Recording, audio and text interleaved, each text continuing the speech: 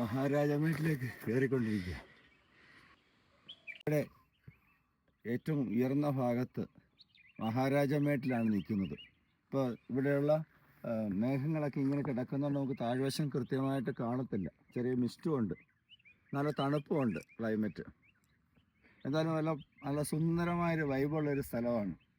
ആ പ്രകൃതിയുടെ ആ തണുപ്പൂടെ ഉൾക്കൊണ്ടുകൊണ്ട് മഞ്ഞിൻ്റെ തുള്ളികൾ, പുല്ലെല്ലാം ഇങ്ങനെ മഞ്ഞിൻ്റെ തുള്ളികൾ പടർന്നിട്ടുണ്ട്. അപ്പോൾ വളരെ മനോഹരമായൊരു സ്ഥലമാണ് മഹാരാജമേട്ട്. ഇവിടുന്ന് കുറച്ചുകൂടെ വൈഡായിട്ട് പോകേണ്ടതായിട്ടുണ്ട്. പക്ഷേ ഈ രാവിലെ അവരെ അങ്ങോട്ട് കയറ്റി വിടുന്നില്ല.